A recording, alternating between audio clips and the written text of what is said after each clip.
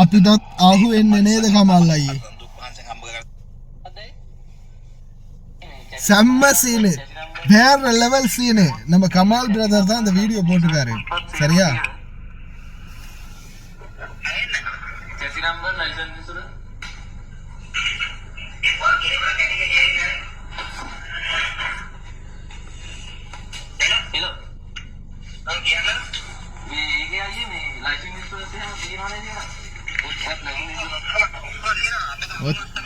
வேற லெவல் டாடிங்க டேய். நான் ஒலிமை டவுன் பண்ணிக்கிறேன், சிங்களம் தெரியாதுன்னு அப்புறம் திட்டாதீங்க. என்ன சீனு தெரியுமா? வீடியோ ஒன்று போகுது, சரியா? சாரி, வீடியோ இல்லை, ஃபேஸ்புக்கில் அட்வர்டைஸ்மெண்ட் போகுது. எப்படி அட்வர்டைஸ்மெண்ட் போகுதுன்னா, இந்த 3 வீல், அதாவது டுக் இந்த 3 வீல் வந்து விற்பனைக்கு இருக்குது, இதுதான் விலை, சரியா? வந்தீங்கன்னா பேசி தீர்மானிச்சுக்கலாம் அப்படின்னு கியூசின்னு இருக்கிற நம்பரை மட்டும், இந்த எழுத்தை மட்டும் போட்டு 8769 தானே, ஆமாம் 8769 நம்பரை மட்டும் மறைச்சி இந்த வீடியோ, இந்த வீல் வந்து அட்வர்டைஸ்மெண்ட் போட்டிருக்கிறாங்க. இதை வந்து விற்கிறதுக்கு இருக்குது, நல்ல விலை, வந்தீங்கன்னா பேசி தீர்மானிச்சுக்கலாம் அப்படின்ற மாதிரி போட்டிருக்கிறாங்க. அப்போது இப்போ ஒரு நபர் என்ன செய்கிறாரு, கால் பண்ணுறாரு. கால் பண்ணி, என்ன மாதிரி பிரதர் வீல், என்ன வேலை, வாங்க பிரதர் பேசி தீர்மானிச்சுக்கலாம் அப்படின்னு சொல்லும்போது, அப்போ பேசுகிறாங்க. பேசிக்கிட்டு இருக்கும்போதே இதில் வந்து இந்த விலை தான், இவ்வளோ தான் விலையெல்லாம் பேசி முடிக்கிறாங்க. முடித்ததுக்கப்புறமா இன்னொருத்தர் பார்க்க வர்றதுக்கு இருக்கிறாரு. அவர் வந்தால் நேரில் அவருக்கு நான் கொடுத்துருவேன் இந்த 3 வீலை. அப்படி இல்லாமல் நீங்கள் உங்களுக்கு இது வேணும்னா நீங்கள் என்ன செய்யுங்க, இந்த 3 வீலை வாங்கணுன்னா அட்வான்ஸ் ஒன்று போடுங்க. நான் தாரேன் அக்கௌண்ட் நம்பர், இந்த அக்கௌண்ட் நம்பருக்கு அட்வான்ஸ் ஒன்று போடுங்க, சரியா? இப்போ இவங்க வந்து இந்த கான்வர்சேஷன் போகுது, வாட்ஸ்அப் ரெக்கார்டிங், இந்த டீட்டெயில்ஸ் எல்லாமே அவர் காட்டுறாரு. ரெக்கார்டிங் போட்டது, மெசேஜ் பண்ணது, கொஞ்சம் நாளாக வச்சு சேட் பண்ணியிருக்காரு. நான் ஒரு தடவை யாரோ ஒரு 3 மாதமாக சேட் பண்ணினேன், சிங்கப்பூர்காரி மாதிரி. இது ஒரு ஏமாத்து கேஸ். சேட் பண்ணி எல்லாத்தையுமே சேட் பண்ணி ஃபுல்லாகவே அவங்க வந்து எல்லாமே பேசிட்டு, அவர் இந்த வீலுக்கு முன்னாடி நின்று, அவருடைய வீலுக்கு, அந்த வீலுக்கு முன்னாடி நின்று அந்த வீடியோ வந்து போட்டுக்கிட்டு பேசிக்கிட்டு இருக்கிறாரு, சரியா? கடைசியில் ஃபைனலாக ஒரு ஃபைனல் கட் இருக்குது.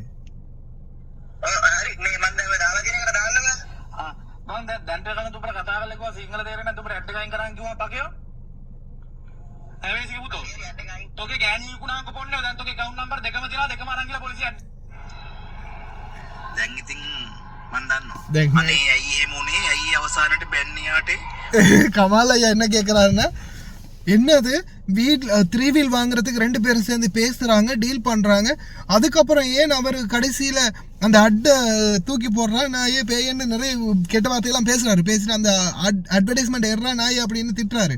இந்த ஏன் திட்டுறாங்க, எதுக்கு வீலுக்கு டீல் பேசிட்டு அதுக்கப்புறமா திட்டுறாங்க அப்படின்னு எனக்கிட்டே கேட்பீங்க சிலர் வந்து, அப்படின்ற மாதிரி கமால் ஐயா சொல்கிறார். ஆமாம், சிலர் வந்து அது புரிஞ்சு கொள்வது இல்லை, அதை வந்து திருப்பி கேட்பாங்க, என்ன தம்பி இப்படி போடுறீங்களே அப்படின்னு. என்ன செய்கிறது, நான்லாம் வந்து தெளிவுபடுத்தி கொடுப்பேன். அதிகமாக பேசினாலும் நம்ம பய பிள்ளைக்கு கமெண்டில் வந்து திட்டும். இப்போ என்னன்னா, நல்லா கேட்டுக்கோங்க, இப்போ நான் சாம்பிள் காட்டியே பேசட்டுமா?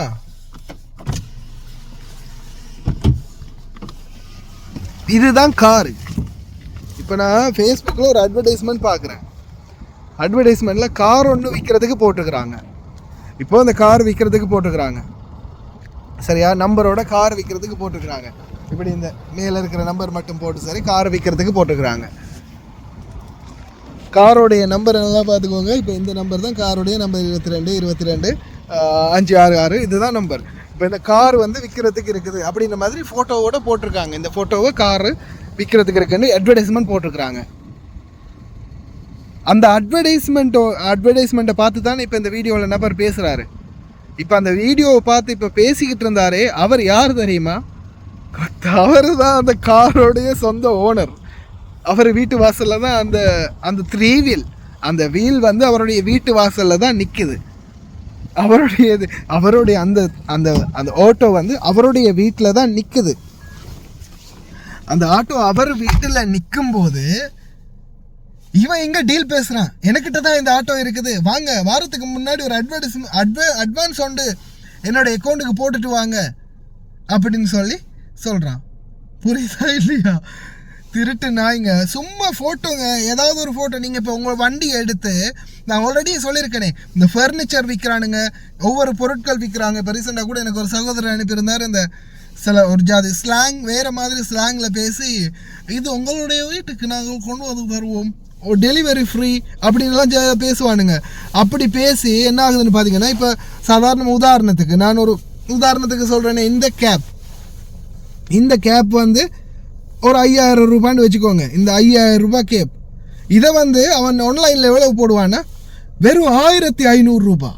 நல்லா பார்த்துக்கோங்க, சூப்பரான கேப், வெறும் 1500 ரூபாய் உங்கள் வீட்டுக்கே கொண்டாந்து தருவோம். ஆன்லைனில் நீங்கள் பேமெண்ட் பண்ணிட்டீங்கன்னா போதும், வீட்டுக்கே இது வந்துடும் அப்படின்னு சொல்லும்போது என்ன ஆகுதுன்னு பார்த்தீங்கன்னா, அப்போ உடனே இப்போ நிறைய பேர் 5000 ரூபா கேப்பு 1500 ரூபாய்க்கா அப்படின்னு சிலர் கொஞ்சம் அவசர கொடுக்கைகள் இருக்கிறாங்க இல்லையா? இந்த கேப் எனக்கு வேணும், என்ன செய்யணும்? ஆன்லைனில் நான் அக்கௌண்ட் நம்பரை போடுறேன், காசை போட்டிங்கன்னா அடுத்த நாளே உங்கள் வீட்டுக்கு போயிடும். இப்போ இதுங்க என்ன செய்யும்? அவசரப்பட்டு காசை கொடுத்துரும். காசெல்லாம் போட்டு எல்லாத்துக்கும் அப்புறம் இந்த டெலிவரி போயிட்டுருக்குது. அச்சோ, நல்லா அவங்கள வச்சு செய்வானுங்க. காசு அனுப்பினதுக்கு அப்புறமா அச்சோ வண்டி உடஞ்சி போச்சு சார், உங்கள் வீட்டுக்கு போகிறதுக்கு தான் போயிட்டு இருந்தாங்க, வண்டி உடஞ்சி போச்சு, உங்களுக்கு நிச்சயமாக நாளை அன்னைக்குள்ளே எப்படியாவது டெலிவரி கொடுத்துட்றோம். கேரேஜில் வண்டி இன்னமும் கிளியர் பண்ணலை, வண்டி பெரிய ஃபால்ட் ஆகிருச்சு, நாங்கள் வேறு வண்டி ஒன்று அனுப்புறதுக்கு ஹையர் பேசியிருக்கிறோம். இந்த நாளில் ஹையரும் ரொம்ப கஷ்டம் தானே, ரொம்ப வண்டிங்கள்லாம் ரொம்ப விலையும் கூட ஹையரெல்லாம். எப்படியாவது உங்களுக்கு இன்னொரு வாரத்துக்குள்ளே, சில நேரங்களில் ஒரு மாதம் வரைக்கும் கஸ்டமர்ஸை மனசை தேத்திக்கிட்டே இருப்பானுங்க. அதுக்கப்புறம் இவங்களும் டேய் மயிலாண்டி என்னடா அப்படி இப்படின்னு கொஞ்சம் ஹேல் ஆகின்னு பேசினதுக்கப்புறமா, சண்டை பிடிச்சதுக்கப்புறமா சீன் அப்படியோ கம்முன்னு அமைதி ஆயிரும், அப்படியோ அமைஞ்சு போயிடும். கடைசியில் அவனுங்களும் பிளாக் பண்ணிடுவாங்க, அவனுங்க தொலைஞ்சி போச்சு, போனால் போகட்டும் அப்படின்னு விட்டுருவாங்க.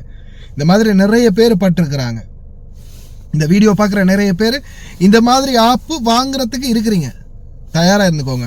ஆன்லைனில், ஃபேஸ்புக்கில், பேஜுகளில் விற்கிறதுக்கு ஏதாவது பொருட்கள் போட்டிருக்கிறாங்க, நல்ல விலை, மலிவான விலை, வீட்டுக்கே கொண்டு வந்து டெலிவரி பண்ணுவோம். இந்த மாதிரியெல்லாம் வீடியோக்கள் வந்தால் தயவு செய்து நம்பாதீங்க. பாருங்க, டேய் ஓனர்கிட்டே விலை பேசுறீங்களா? நீங்கெல்லாம் எப்படிப்பட்ட ஆளா இருப்பீங்க?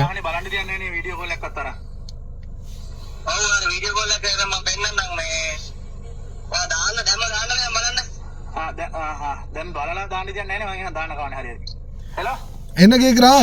வீடியோ கால் அடிச்சு வீல கொஞ்சம் பார்க்க முடியுமா? தம்பி நீ முதல்ல காசை போடு, வண்டியை பார்க்கணும்னா மேட்ரை முதல்ல பாஸ் பண்ணு, அதுக்கப்புறம் எல்லாமே வண்டியை பார்க்கணுமா, வந்து நேரில் பார்க்கணுமா, வீடியோ கால் பார்க்கணுமா, எல்லாமே உனக்கு அப்புறம் தான் அப்படின்னு சொல்கிறான். எப்படியெல்லாம் தில்முழு பண்ணுறானுங்க. சொந்த வண்டி அவன் கண்ணு முன்னாடி நிற்குது, அதே வண்டிக்கு இவன் இங்கே பேரம் பேசுகிறான். இதுதான் இப்போதைய திருட்டு. ரொம்ப கவனம், கொஞ்சம் மிஸ் ஆகினாலும் சீனு முடிஞ்சது. உங்கள் பணம் இங்கே நான் இந்த நாட்டில், ஏன்னா குறிப்பாக இவனுங்க டார்கெட் பண்ணுறது வெளிநாட்டில் வாழ்கிற தொழிலாளர்களை. ஏன்னா காசு போயிடுச்சு சரி விட்டுருவோம் அப்படின்னு விட்டுருவாங்க இல்லையா? இங்கேருந்து கேஸு போட்டு அது இதுன்னு, நாட்டில் இருக்கிறவனாக இருந்தால் கொஞ்சம் கேஸ் போட்டு அங்கே இங்கேன்னு சிஐடி அது இதுன்னு போய் எப்படியாவது இவனை பிடிச்சிடுவானுங்க. இப்போ பைப்பில் 2 அக்கௌண்ட் நம்பர் அனுப்பியிருக்காரு. அக்கௌண்ட் நம்பர் வச்சு இவரை பிடிக்கிறது தான் பிளான். அதுலேயும் கேமை விட்டுருவானுங்க தெரியுமா உங்களுக்கு? ரோட்டால் போகிற யாராவது ஒருத்தரை பிடிச்சி, பிரதர் உங்கள் அக்கௌண்ட் நம்பரை கொஞ்சம் தாங்களேன், காசு கொஞ்சம் வர இருக்குது, என் அக்கௌண்ட் பிளாக் ஆகிடுச்சு. அவர்கிட்ட காசை வாங்கி, அவருடைய அக்கௌண்ட் நம்பர் வாங்கி காசை போட்டு வச்சுட்டு அவருடைய அக்கௌண்ட்டில் அந்த காசை எடுத்துகிட்டு இவனுங்க போயிடுவானுங்க. அப்புறமா போலீஸ் போய் அங்கே செக் பண்ணி பார்த்தா, சார் அந்த ரோட்டால் வந்து ஒருத்தர் அவசரமாக அம்மாவுக்கு சுகம் இல்லை, அக்கௌண்ட் நம்பர் பிளாக் ஆகிடுச்சு, உங்கள் அக்கௌண்ட் நம்பருக்கு கொஞ்சம் காசு வரும், அதை எடுத்து தாங்க அப்படின்னு கேட்டார். போனேன், ஏடிஎம்மில் காசு வந்துச்சு, எடுத்து கொடுத்தேன் சார், அவ்வளோதான் அப்படின்னு. இந்த மாதிரி சீனு கூட நடந்திருக்கு தெரியுமா? பெரிய பயங்கர மூலசாலிகள்லாம் இருக்கானுங்க. இந்த மூளையை நல்ல விதமாக பயன்படுத்தினானுங்கன்னா நாட்டை எப்பயோ கட்டி எழுப்பியிருக்கலாம்.